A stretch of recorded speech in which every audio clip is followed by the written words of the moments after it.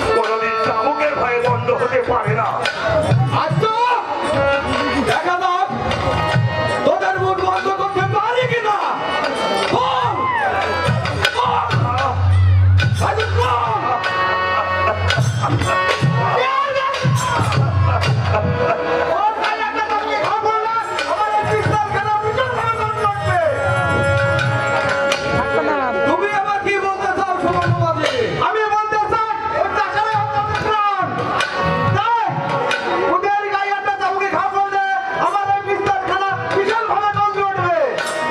তুমি যাবে কি তুমি বাজি ওই ছোট লোকের দলে? ওই ছোট লোকের দলে নাই, বলুন নেয়ার দলে। রোদটা কি? রোদে পুড়ে বৃষ্টিতে ভিজে তার মানে ফসল ফলিয়ে আপনাকে ধন ভান্ডার পরিপূর্ণ করতে তার মতো বেতন চাবুক, তার মতো তোমরা দাম টাকা, তার হতে দেবো না। ওই সব নিরীহ মেয়রদের মানুষের আমার চাবুক মারলে আমিও বসে থাকবো না দাম টাকা। ওই চাবুক কেন্দ্রে আপনারা কিছু বাদ উন্নীত করবো না। এটা কিন্তু নিয়ন্ত্রণ।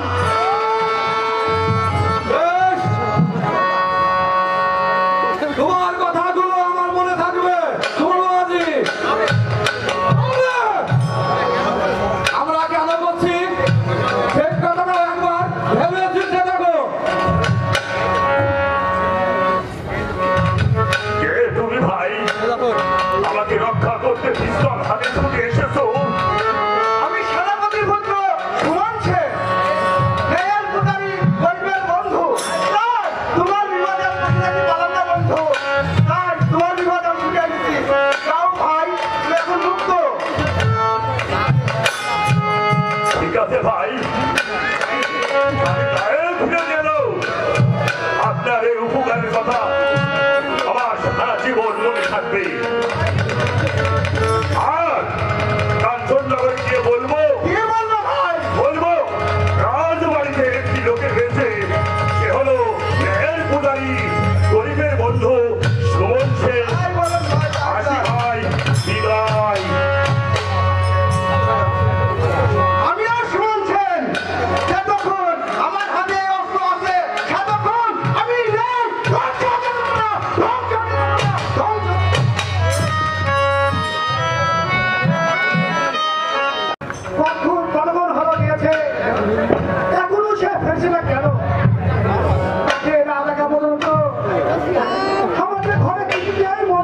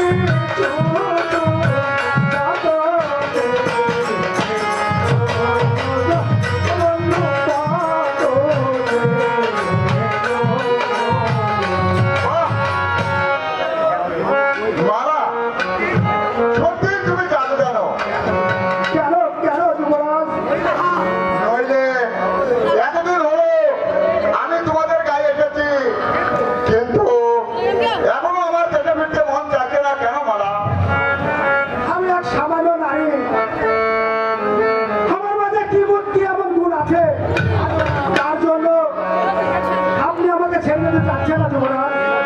যদি বলি সেগুন তোমার মধ্যে আছে বলা, বলুন যুবরাজ, কি গুণ আছে আমার? এখন আমি বলবো না। বেশ, তবে আমি চলে যাচ্ছি।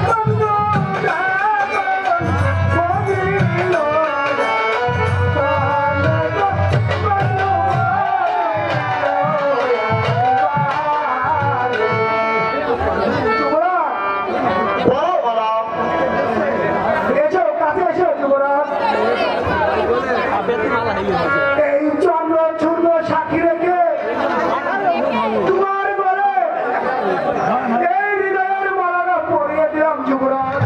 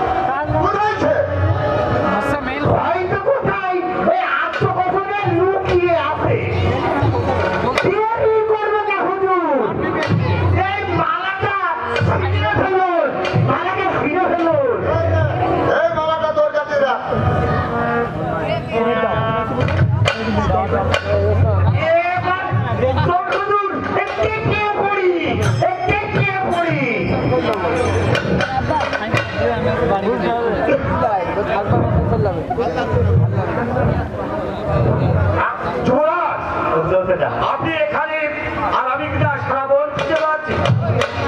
বলুন কি সংবাদ জগৎ মশাই? মহারাজের আদেশ, এই মুহূর্তে আমার সাথে তোমাকে ফিরার সাথে ফিরে যেতে হবে। তিনি আপনার জন্য খুবই চিন্তিত। এটা আমার জন্য চিন্তা করছে। ঠিক আছে জগৎ মশাই, আমি আর এক মুহূর্ত দেরি করতে চাই না। চলুন জগৎ মশাই। তাই চলো যুবরাজ, তাই চলো। জয় গুরু লোকরা। আপনি কাল হুজুর, আমি ওই বাসুদেবের কাছে এই সংবাদটা দিয়ে আসি। আর সেই সাথে এই মালাকে এই সংবাদটা পৌঁছিয়ে দিয়ে আসি। তাহলে হবে তার জন্য।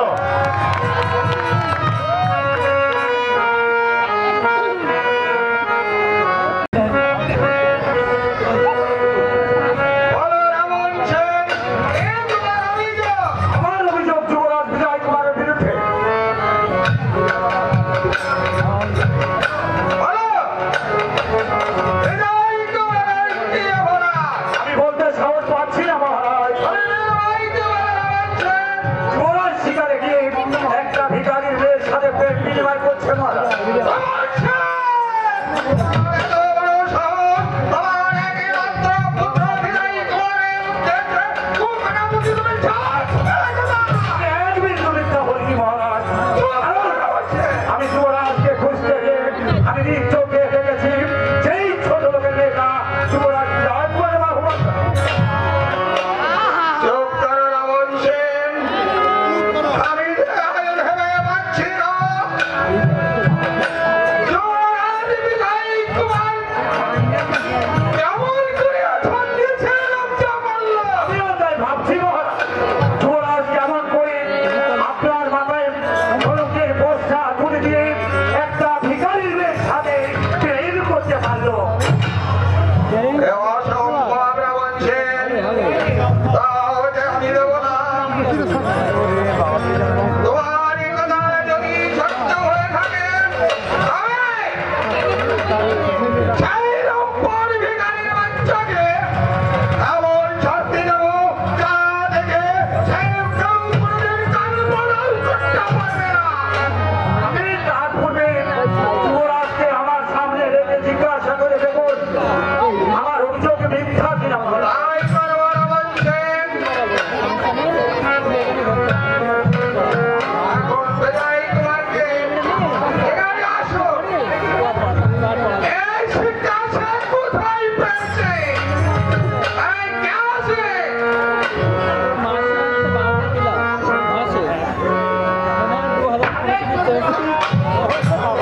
যাও প্রহরী, যুবরাজকে এখানে পাঠিয়ে দাও।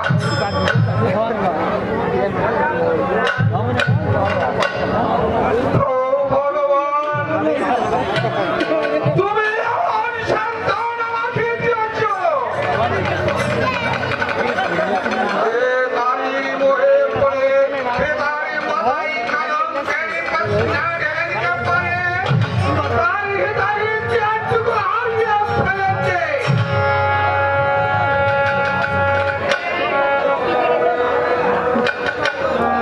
আমাকে কেন স্মরণ করেছেন পিতা? তুমি আগে শিকারে গিয়ে এক ভিখারির মেয়ের প্রেমে আবদ্ধ হয়েছ। পিতা, এ কথা আপনি কার কাছে শুনলেন? সেনাপতি রাবণ সেনের কাছে। বলো, রাবণ সেন যা বলেছে তা কি সত্য? সত্যি পিতা। রাজপুত্র হয়ে সামান্য একটি ভিখারির মেয়ের কেমন করে প্রেম বিনিময় করলে? ওরা কি ভিখারি বলে মানুষ নয় পিতা। এটা জাতি বলে আটাটা জাতি মানুষ বাড়ানে পিতা। তবে কেন ওরা আপনার কাছে এত জঘন্য? তাই বুঝি তুমি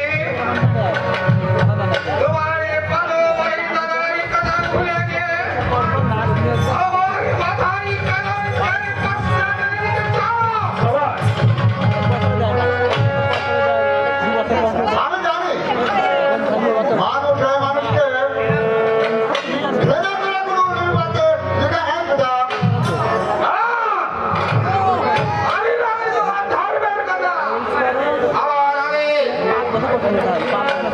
আমার আদেশ ওই কলঙ্ককে সারা জীবনের মতো তোমার এই মন থেকে চিরতর মুছে ফেলতে হবে।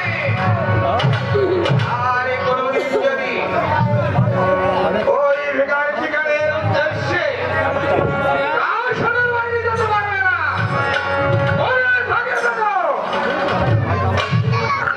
আমার কথাগুলো যাও, বাইরে যাও। তবে আপনাকেও আমি একটা কথা বলে যাচ্ছি যে মানুষ ভগবানটা তার কথা বলে মানুষকে মানুষ বলে মনে করে না। আমি তাদের অন্যায় কারণ মেনে নিতে পারি না পিতা, মেনে নিতে পারি না।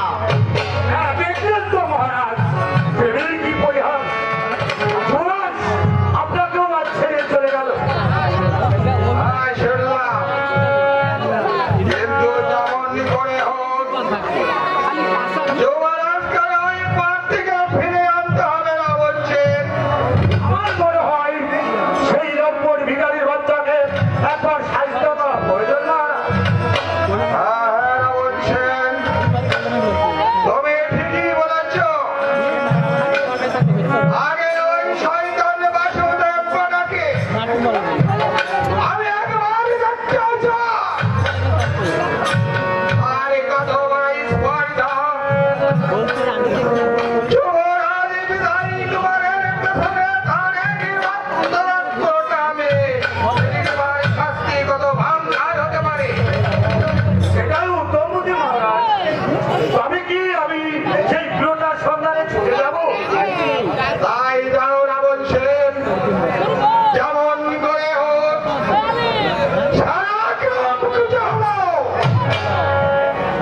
এই সন্তানটাকে বেঁধে আমার আজ প্রাসাদে নিয়ে আসবে। যাও, তারপর আমি তাকে এমন শিক্ষা দেবো যা কেউ কোনোদিন কল্পনাও করতে পারে না। এমন ছেলেকে পথ বাতলিয়ে দিতে হবে না মহারাজ। সামান্য একটা যে ভূতকে যে কিভাবে সাজা করতে হয় তা আমার ভালো জানা আছে। আমি আসি মহারাজ, কেন তাকে নিয়ে জানো আপনার দরবারে হাজির হতে পারি, হাজির হতে আশ্চর্য, যাকে আমি কোলে পিঠে করে মানুষ করেছি সেই কিনা তার জন্মদাতা পিতার প্রধান কলঙ্কারে বসনা তুলে দিতে পারে। এক নারীর মোহে পড়ে তার হিতাহিত জ্ঞানটুকু হারিয়ে ফেলেছে। বেশ, আমিও রাজা সূর্যবাহু, যেমন করে সেই পদ বন্ধ করতে হবে সে কৌশল আমার ভালো করে জানা আছে। আগে সেই শয়তান বাসুদেব, তারপর যুবরাজ। তাহলে আমরা যাবে।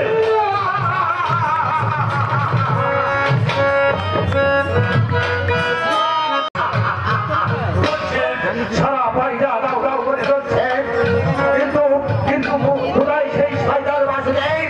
ওই কাউকে তো দেখতে পাচ্ছি না। সেই সারাকে খুঁজে আমাকে বের করতে হবে। ওই তো সেই রূপসী মেয়েটা জলের পাথর দিয়ে আগুনের চারদিকে ছোটাছুটি করছে। আচ্ছা, কি চমৎকার দেখতে! আগুনের ফুলকির সাথে যেন তার রূপের আগুন চারিদিকে ছিটিয়ে পড়ছে। ঠিক আছে, আগে সেই পুরোটার কাজ শেষ করে নিই, তারপর হবে ওই রূপসী পালায়।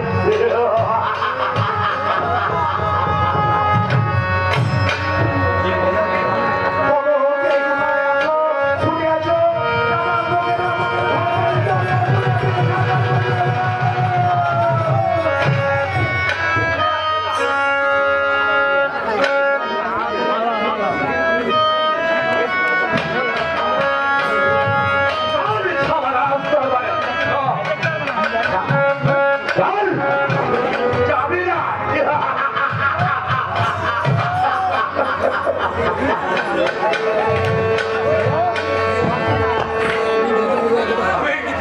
আমি যাব না ওই জানোয়ারের চিড়িয়াখানায়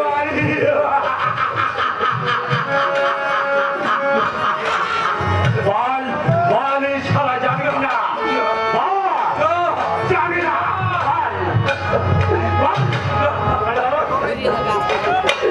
মরতে হয় এই গ্রামে দাদার ভিটেতেই মরবো তবু তবু ওই জানোয়ারের চিড়িয়াখানায় আমি যাব না আমার হাতের চাবুক তোকে নিয়ে যাবে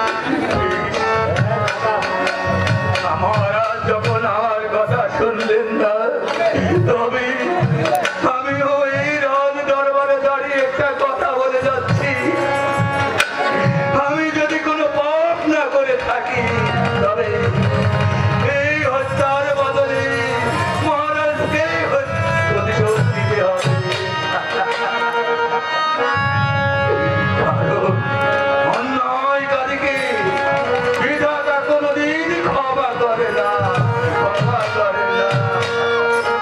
চলুন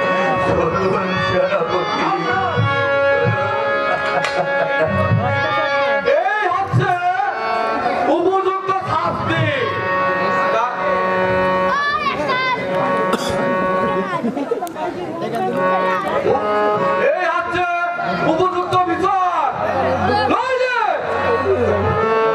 নইলে মহারাজকে ওর ফল ভোগ করতে হতো। মহারাজ, এক পাগলা নিনি ওকে জাল ভেঙে বাসাতে প্রবেশ করতে চাইছে। দাও প্রহরী, ওরা জানটা খুলে দাও। দিচ্ছি মহারাজ। আপনিও জানটা খুলে দেখে আসো। কে সাহেব পাগলি? তাই যাচ্ছি মহারাজ। এ সেই নারী, কে তার অভিযোগ?